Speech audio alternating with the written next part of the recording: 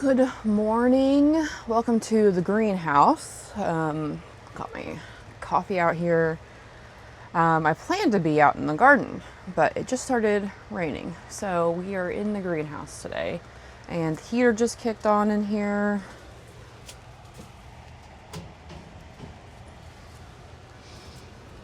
So it'll be warmer in here than it is out there for sure.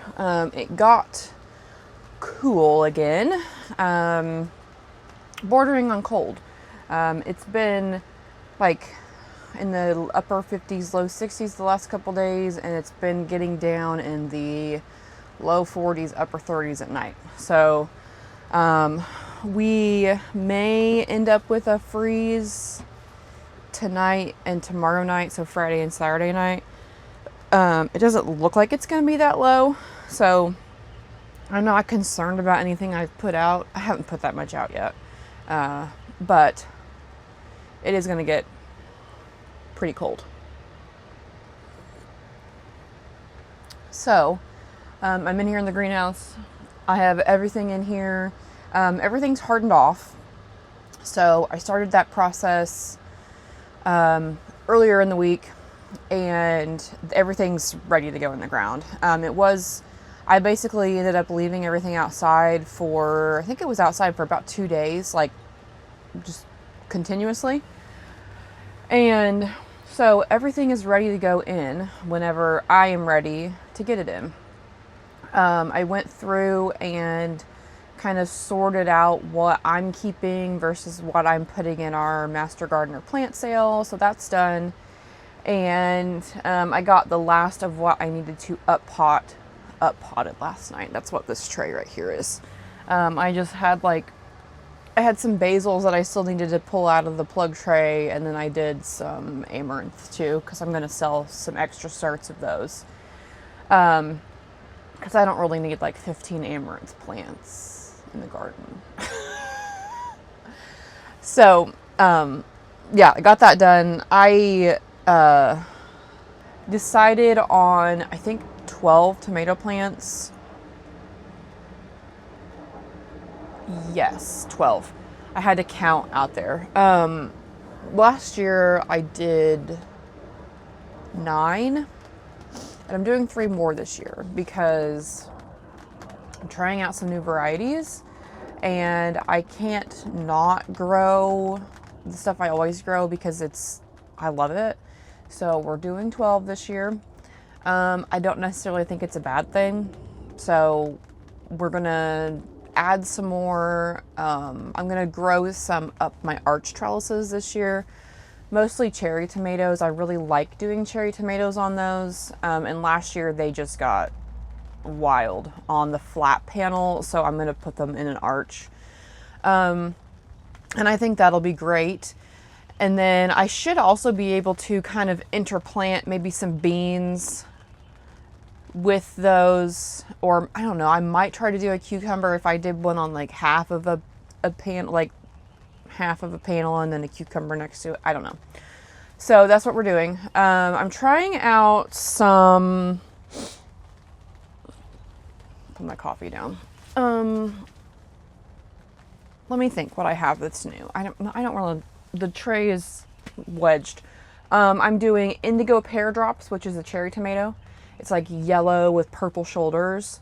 It's a pear-shaped. Excited about those. I'm doing German Johnson, which is a big red slicer.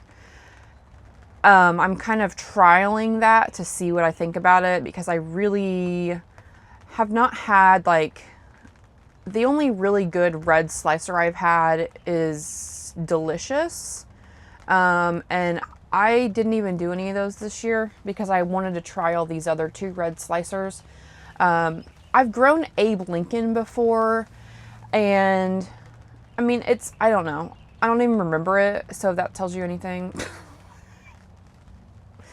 But I'm doing German Johnson, which is a beefsteak red slicer, and then I'm doing Giant Crimson. So if you know anything about Giant Crimson, or if you don't know anything about Giant Crimson, it is a tomato I got from M.I. Gardener. I got the seeds from M.I. Gardener.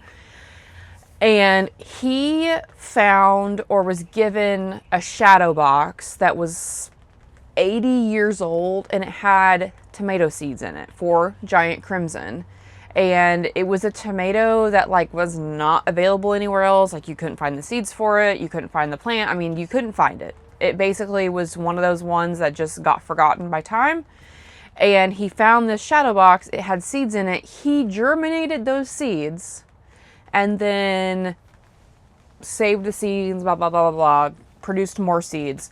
So I'm going to give that a try. I have heard it's very good. It gives big red tomatoes and they're very meaty. So I have some of those I'm going to try as well. So I'm excited for those. So those I think are my 3 new ones this year. I'm also doing like my standby favorites, Aunt Ruby's German Green, Sun Gold, Chocolate Cherry, love Chocolate Cherry. I'm doing Super Sweet 100, which is like a red cherry tomato. That plant always is crazy with the amount of cherry tomatoes you get. If you need a cherry tomato plant that just produces so many cherry tomatoes that you don't know what to do with, that one. That's the one. So I actually, I freeze a lot of cherry tomatoes just whole. And that helps me kind of boost up what I have frozen because I am out of bags of frozen cherry tomatoes. But what I do with those is I make spaghetti sauce with them. So I vacuum seal about a pint of cherry tomatoes in a bag and then freeze them. And then when I'm ready to make spaghetti sauce, what I do is I get them out and I put them on a sheet tray and I put, I like quarter up an onion, I put some garlic cloves, I do some bell peppers and some carrots, and I drizzle it with olive oil, salt, pepper, throw it in the oven at like 400 for about half an hour. And then I kind of stir it around, see what it's doing, mostly seeing if the carrots are cooked because you want them kind of soft. Put them back in if they're not done. And then I put all that, I pull it out, I let it cool for a few minutes, put all that in my blender and blend it up with like some basil, some more salt and pepper, Italian seasoning, like that type of stuff. Blend that all up and you've got a delicious spaghetti sauce. You do not have to add sugar to it. The carrots provide that natural sugar. It is so good. And what I like to do actually is I add like a big spoonful of ricotta cheese to it, and it is outstanding. I make a batch of that. I use like a half sheet tray. I fill that up and then I make a batch of that. It's just the 2 of us here and I can get 2 meals worth of sauce out of 1 batch. So I just put the other half in the fridge and it's perfect to use in a few days or then even the next week. It's still fine. So that's what I do with cherry tomatoes. And I froze a ton last year, but I am officially out of bags of cherry tomatoes in the freezer, so we need to replenish those. So that's part of why I'm doing 4 cherry tomatoes this year. I did 4 last year, but one of them didn't really do much. It was supposed to be a blueberries cherry, which I love that cherry tomato.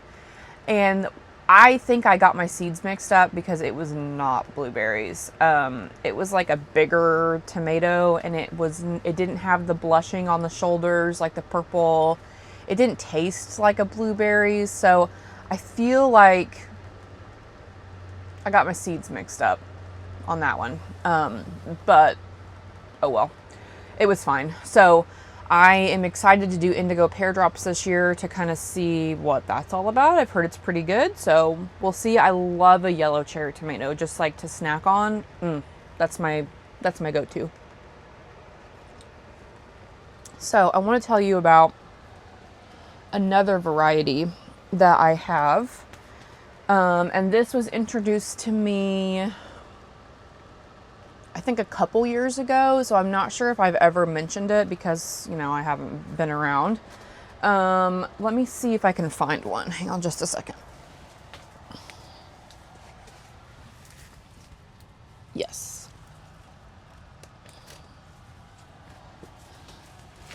I'm going to show you this tomato plant. You're going to be like, it's just a tomato plant, and you're right.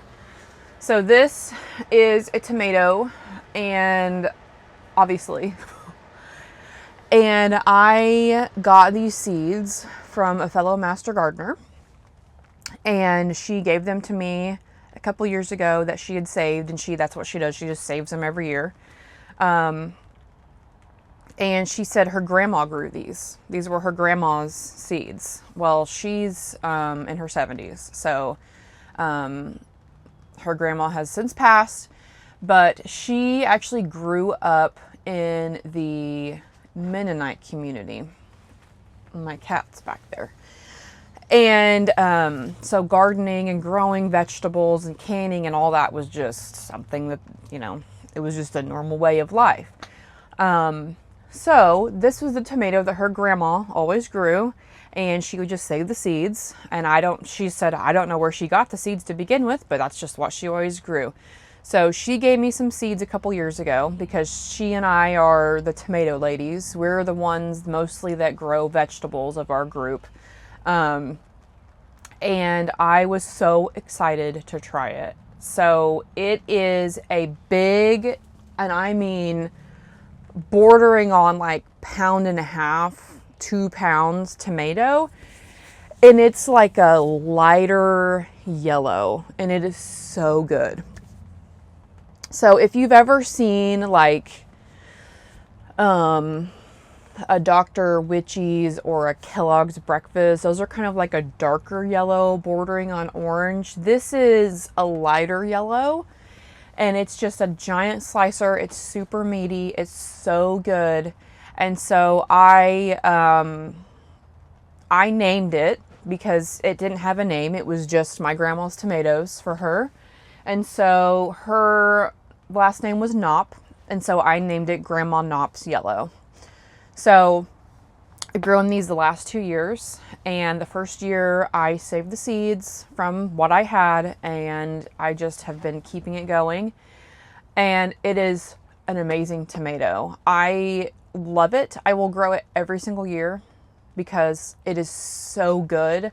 And I love a story with a tomato, with anything really. I love a story. But if the tomato is not good, I'm not going to waste my garden space on it. But this tomato is so good. It is so good on a tomato sandwich with some mayo and on toasted bread and some salt. Oh, it's so good. It's so good.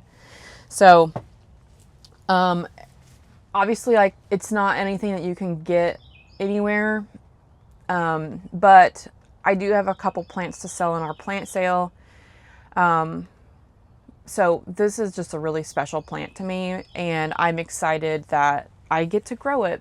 And she thought that I would like it, and I do. I love it. So that is just, it makes me smile to think about the fact that like these seeds have been, this tomato has been grown for 80 plus years, and now I get to grow it. It's just cool. So, yeah, that's kind of what I have going on out here in the greenhouse. It's planting time for me, question mark. I'm probably not going to start until like Sunday. I was going to do it this last week, but the weather got a little cool and I didn't really want to take a chance. So, this next week will be planting time. So that's exciting. I'm going to go finish my coffee and I will pick you back up again. It may be, I don't know, we'll see. Whenever I start planting and putting stuff out, you're going to come along with me. So thank you so much for watching, and I will see you in the next one.